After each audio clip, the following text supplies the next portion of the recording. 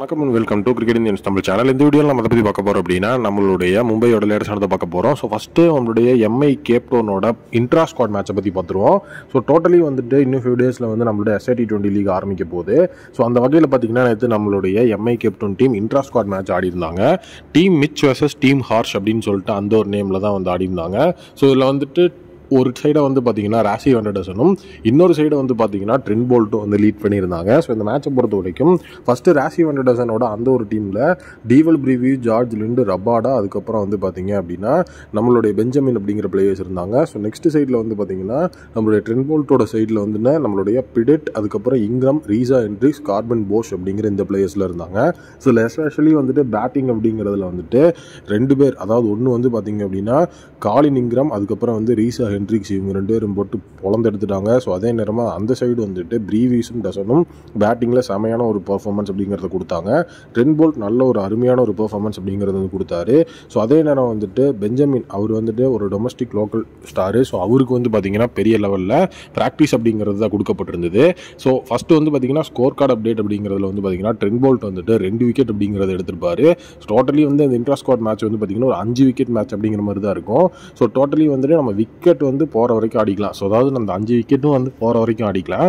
So அதில் வந்து first bat பண்ணது யார் அப்படின்னா ராசி வெங்கடேசனோட டீம் தான். ஸோ ராசி வெங்கடேசன் அதிகபட்சமாக 38 ரன்கள் அப்படிங்கிறத ஸ்கோர் பண்ணி டீமோட ஸ்கோர் வந்து பார்த்தீங்க அப்படின்னா 5 ஓவருக்கு மொத்தமாக 63 ரன் அப்படிங்கிற மாதிரி ஸ்கோர் பண்ணியிருந்தாங்க.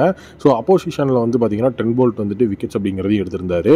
24 ரன் அடிச்சா வின் அப்படின்னு கிளம்புறாங்கன்னா ட்ரெண்ட் போல்ட்டோட டீமில் வந்து பார்த்தீங்க அப்படின்னா ஸோ டோட்டலி ரீசா ஹென்ட்ரிக்ஸ், அதுக்கப்புறம் காலின் இங்கிரம் 2 பேரும் தான் வந்துட்டு ஓப்பனிங் அப்படிங்கிற சைடில் வந்து இருந்தாங்க. ஸோ 2 பேருமே வந்து அதிரடியாக ஆடி விக்கெட்டே போகாமல் அந்த ஒரு இடத்துல வந்து டார்கெட்டை சேஸ் பண்ணி முடிச்சாங்க அப்படிங்கிறது தான் இன்ட்ரா ஸ்குவாட் மேட்ச்சில் போயிருந்தது.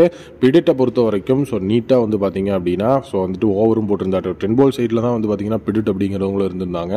ஸோ பிரீவிஸ், டசன் இவங்க 2 பேருமே நீட்டாக பேட்டிங் ஆடி இருந்தாலும் ஸோ வின் பண்ணது ட்ரெண்ட் போல்ட்டோட டீம் தான். ஸோ இன்ட்ரா ஸ்குவாட் மேட்ச் அப்படிங்கிறது உண்மையிலேயே எம்ஐ கேப்டவுனுக்கு ஒரு மிகப்பெரிய லெவலில் வந்து ஹெல்ப்ஃபுல்லாக இருக்கும். டீமோட மெம்பர்ஸ் அது மட்டும் இல்லாமல் கிளாரிட்டி எல்லாம் எந்த லெவலில் இருக்குது அப்படிங்கிற மாதிரி நம்ம ஈஸியாக வந்து கொண்டு வந்துக்கலாம். ஸோ அடுத்தது வந்து பார்த்தீங்கன்னா பென் ஸ்டோக்ஸை வந்துட்டு பெரிய லெவலில் அவங்க எடுத்தாங்க.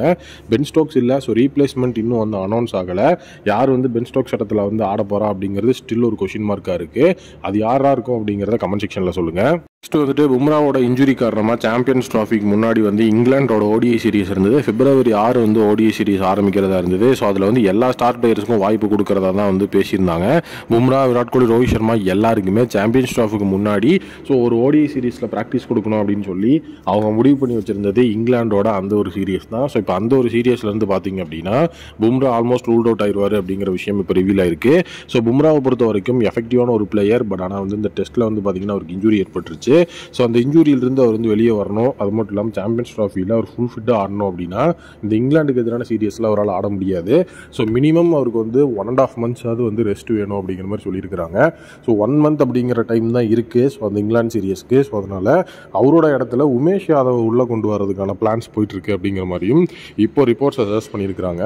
ஸோ டோட்டலி வந்து பும்ராவை பொறுத்த வரைக்கும் நல்ல எஃபெக்டிவான ஒரு பிளேயர். இப்போது BGTயை வந்து நம்ம லாஸ் பண்ணியிருந்தாலும் அங்கே பிளேயர் ஆஃப் த சீரியஸ் வாங்கினது யார் அப்படின்னா நம்மளுடைய தலைவன் நம்மளுடைய பும்ரா தான். ஸோ பும்ரா எப்போவுமே எஃபெக்டிவான ஒரு பிளேயராக தான் இருந்திருக்கிறாரு.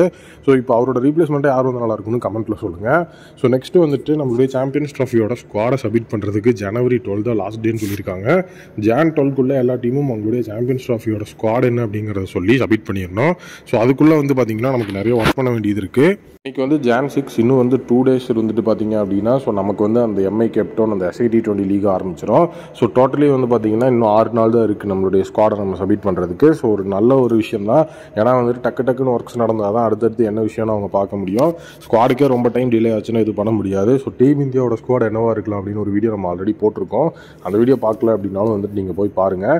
நான் மேலே வந்து ஐ பட்டனில் அந்த வீடியோட லிங்க் கொடுத்துருக்கிறேன். ஸோ டோட்டலி வந்து உங்களுடைய ஸ்குவாட் எப்படி இருக்கும் அப்படிங்கிறத கமெண்ட்டில் சொல்லுங்கள். மீண்டும் ஒரு புதிய மீட் பண்ணுறேன். Thank you. Take care and bye-bye.